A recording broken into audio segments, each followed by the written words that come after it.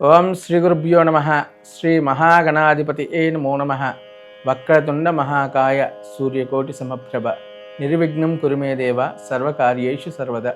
మాకు మా గురుదేవులు నేర్పిన ఈ జ్యోతిష్యాన్ని మీ అందరికీ కూడా సులభ రీతిలో నేర్పడానికి నేను చేస్తున్న ఈ చిన్న ప్రయత్నం. జ్యోతిష్యం అంటే ఏమిటి? అసలు జ్యోతిష్యం అంటే ఏమిటి? జ్యోతి అంటే వెలుగు అని అర్థం. వెలుగును చూపించే మార్గాన్ని జ్యోతిష్యము అంటాం.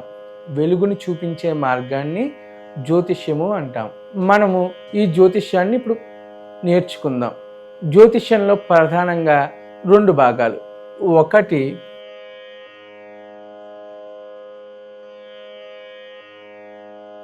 గణన పద్ధతి, రెండు ఫలిత భాగము. గణన భాగము, ఫలిత భాగము.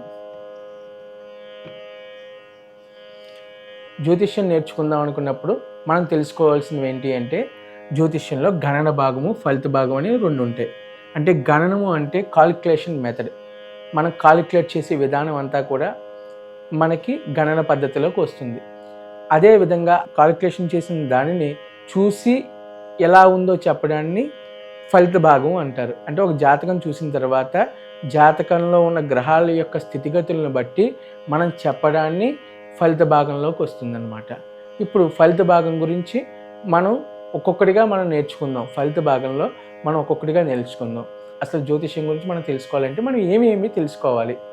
మొదటగా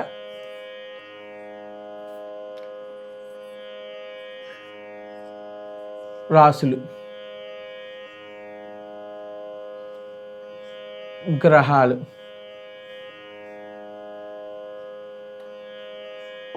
నక్షత్రాలు.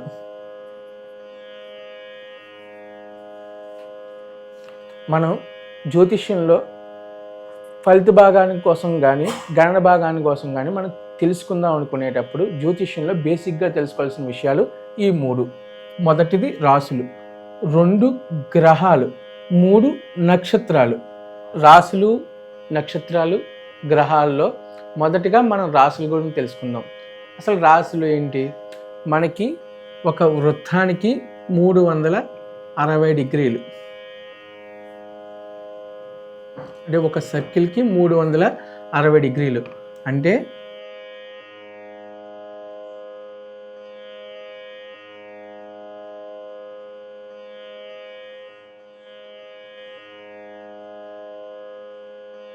ప్రతి 30 డిగ్రీలని కూడా మన ఋషులు రాసుల కింద విభజించారు. ఒక సర్కిల్కి ఉండే 360 డిగ్రీల్లో ప్రతి 30 డిగ్రీలని కూడా మన ఋషులు రాసుల కింద విభజించారు. మొదటిగా దీన్ని మేషరాశి అన్నాం.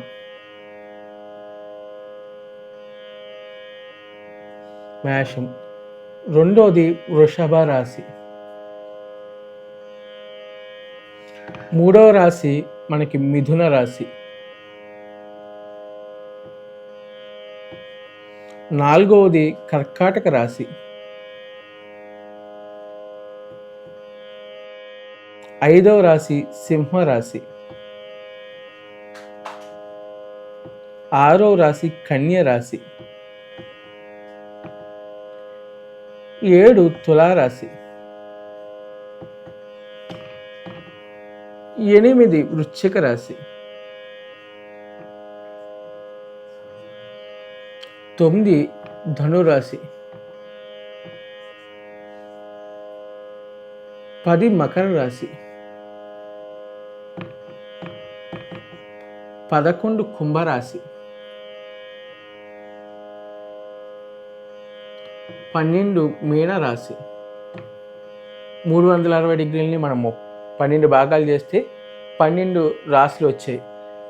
అందులో మొదటి 30 డిగ్రీలని మనం మేషరాశి అని, రెండో 30 డిగ్రీలని వృషభ రాశి అని, మూడో 30 డిగ్రీలని మిథున రాశిని, నాలుగో 30 డిగ్రీలని కర్కాటక రాశిని, ఐదో 30 డిగ్రీలని సింహరాశిని, అలా 30 డిగ్రీలు చొప్పున మనం తీసుకుని 12 రాశుల కింద తీసుకున్నాం. ఇది రాశి అంటే. తరువాత నక్షత్రాలు.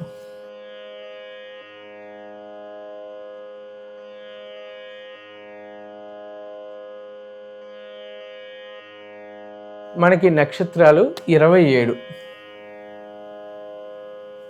మనకి నక్షత్రాలు 27.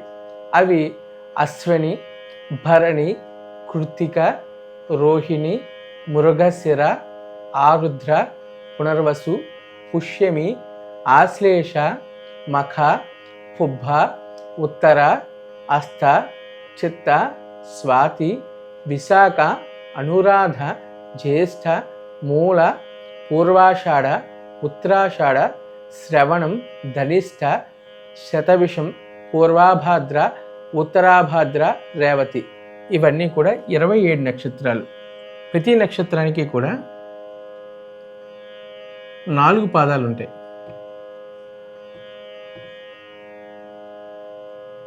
ప్రతి నక్షత్రానికి 4 పాదాలు ఉంటాయి. 9 పాదాలు కలిపి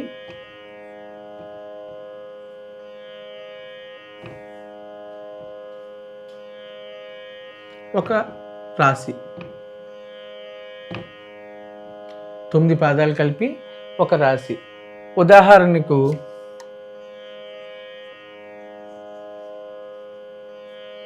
అశ్విన్ 4 పదాలు, భరణి 4 పదాలు, కృత్తిక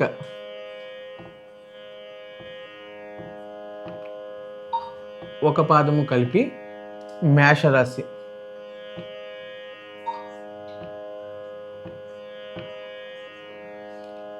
అశ్విని 4 పాదాలు, భరణి 4 పాదాలు, కృత్తిక పాదం కలిపి మేషరాశి అన్నమాట. అంటే ఇలా 27 నక్షత్రాలు ఉంటాయి. ఈ 27 నక్షత్రాలు కలిపి మనకి 12 రాశులు అన్నమాట. తరువాత మనం తెలుసుకోబోయే అంశం గ్రహాలు. గ్రహాలు మనకి రవి ఆది సప్తగ్రహాలు, రవితో 7 గ్రహాలు,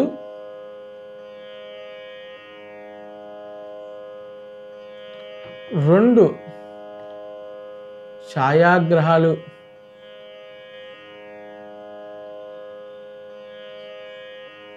కలిపి మనకి నవగ్రహాలు.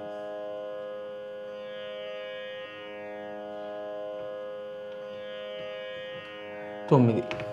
మనకి రవితో కలిపిన 7 గ్రహాలు, 2 ఛాయాగ్రహాలు, అంటే రవి అది సప్తగ్రహాలు, 2 ఛాయాగ్రహాలు రాహుకేతువులు కలిపి మనం 9 గ్రహాలుగా చెప్పుకుంటాం.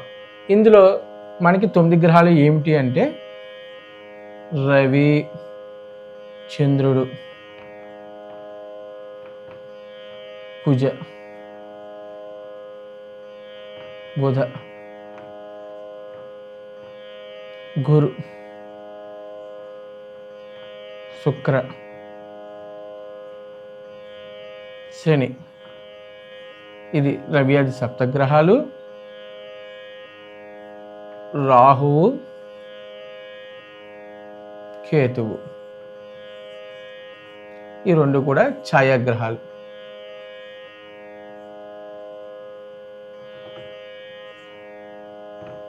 అంటే రవి ఆది సప్తగ్రహాలు, 2 ఛాయాగ్రహాలు అంటే రాహుకేతువులు కలిపి మనకి నవగ్రహాలు అంటే 9 గ్రహాలు.